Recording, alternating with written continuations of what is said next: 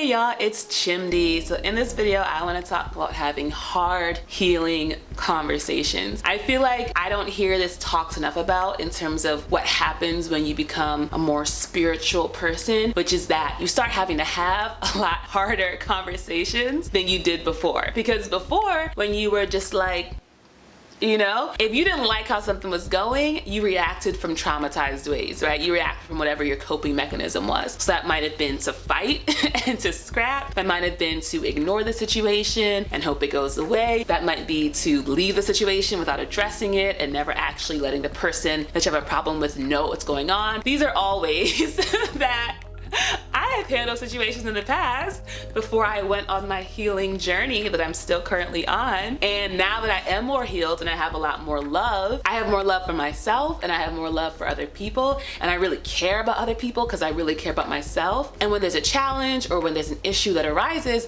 I genuinely care about the relationship. I care about the person and I don't want there to be this bad blood. And I'm not okay with things just staying negative because I now know how amazing a relationship and a life can be, and I'm not really willing to settle for less. And so as you go on a healing journey, all of those issues that you've left kind of just like simmer, you know, on the back burner, they start to come up. And when they start to come up in your relationships, you actually have to address them. You can't keep ignoring them. And so I've had to have some hard conversations lately, and so many other people in my friend group, they've also had to have hard conversations. And so I actually reached out to a few of them to be like, what is your advice? What are your reflections on how to deal with hard conversations? So I want to start this video by just sharing some of the wisdom that they gave me and then end it by just adding whatever additional thoughts that they haven't covered. So that is this video. Go ahead and give it a thumbs up. Subscribe if you haven't already. I love y'all. I appreciate y'all doing a lot of handwork right now.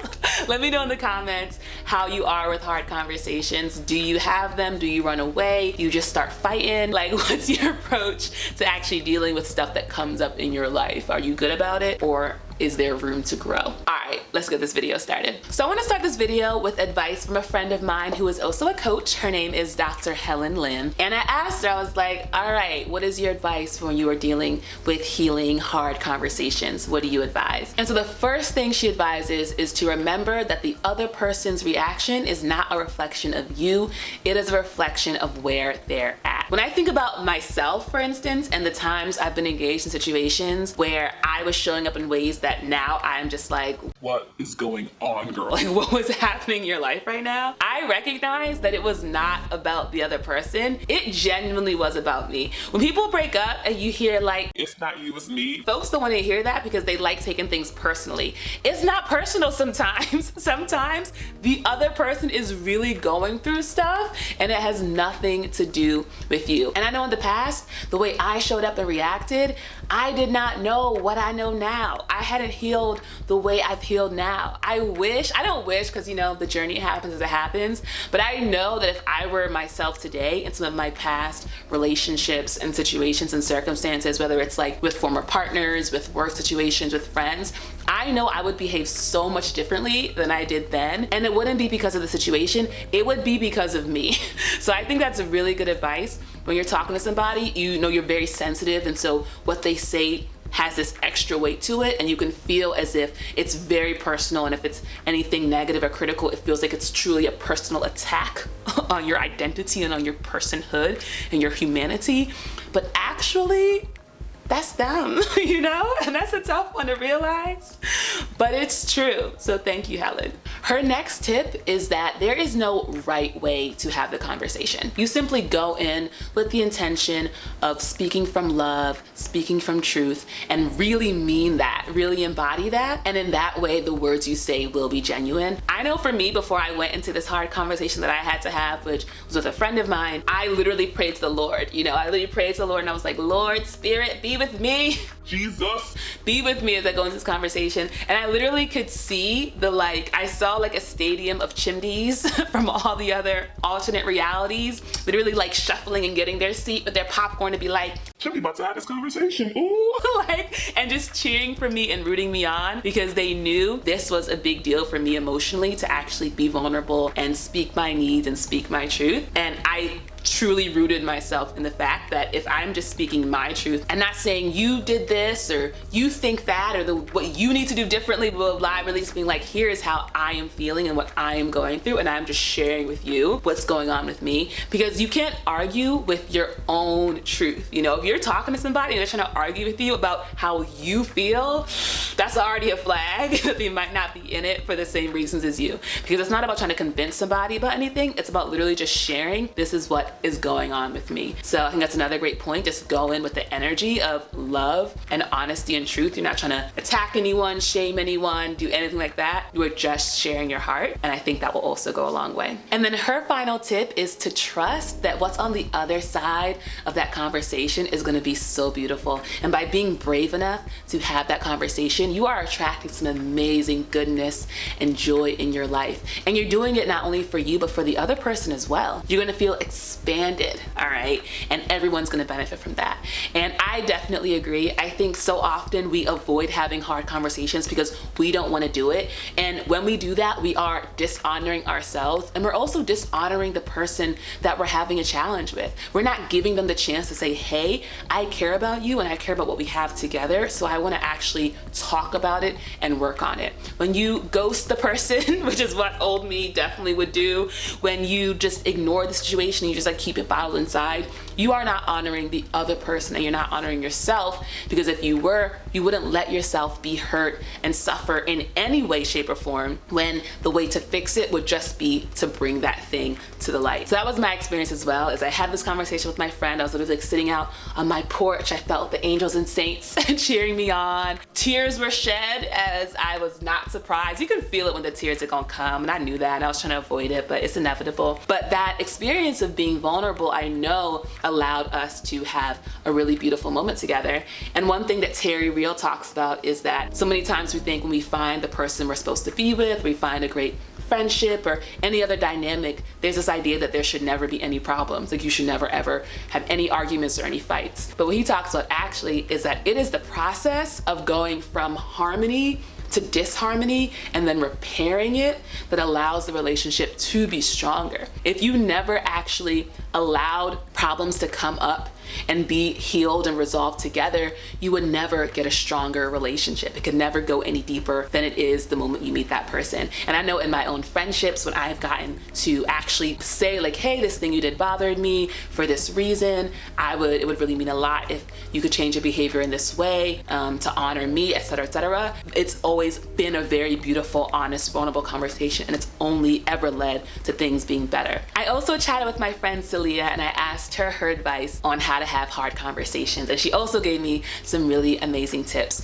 One of her tips was to actually feel in your body what is happening. Actually experientially sit with yourself and figure out what is going on. I know for me, it's very easy to get caught up in other stuff in the world, in my creativity, and stuff in my community, and stuff on the internet, whatever else, and not actually be still and actually listen to this part of my spirit that's saying, Hey, something isn't right and you are not happy in this moment. You are suffering in this moment. and by taking that time and just letting that stuff come up, it could be if you are with someone, like removing yourself from that situation. It could be leaving, the area you're in. It could be like getting off social media for a while. Whatever it is, to like give yourself that emotional and spiritual space to just be still and really feel what's going on, because your body will tell you the truth. Like if you say no to something, you can only say it for so long before your body starts to say no. And that's on Gabor Mate, all right? So you don't want to get to the point where your body is like suffering because you aren't actually listening to your spirit. Just listen to what your body is telling you while it's still a quiet murmur before it becomes this like screaming shout of like, Hey, something is wrong. love that piece of advice from Celia. Thank you, girl. Celia is also someone who would consider herself a people pleaser. I made a video about my own people pleasing tendencies and my ongoing journey to heal from that. And she talks about how important it is, if that's something that you're prone to be, to actually understand for yourself what is my own and what is someone else's. Because so often if you are trying to make sure the situation is right for the other person, you're taking on their feelings and their thoughts and their emotions, and you're making it your own when it's not your own. you know? And so just really being able to understand, what is my stuff? What do I actually want? What do I actually need separate from this person? Because it's only when you are rooted in your own understanding of yourself that you can show up in a conversation and actually be honest and share what's going on, and the person can meet you where you're at. But if you are confused about what you're going through versus what they're going through, that's going to be a lot harder. Me and all of my friends have been very blessed, and I don't think it's a coincidence, to be able to have these conversations with people who have indicated to us that they are willing to sit there and listen and engage when we bring up concerns and challenges. And I think that speaks to the fact that more people than you think are okay with having hard conversations and are open to being vulnerable and really listening and really understanding if there's something that they're doing or a way that they're being that's hurting you, because they don't want to hurt you. And I think so often when we are gearing up for these hard conversations, we are stuck in the worst case scenario of what could happen, in the ways it's going to lead to negativity and criticism and put downs and sadness and all the bad stuff, right? When in reality, people, for the most part, in my belief, aren't trying to hurt you. They are trying to love you. They are trying to love themselves. And if you give them the chance to love you better, they will take that opportunity. So that would be one of my main pieces of advice, is to see if you're in a situation where the partner or the friend or the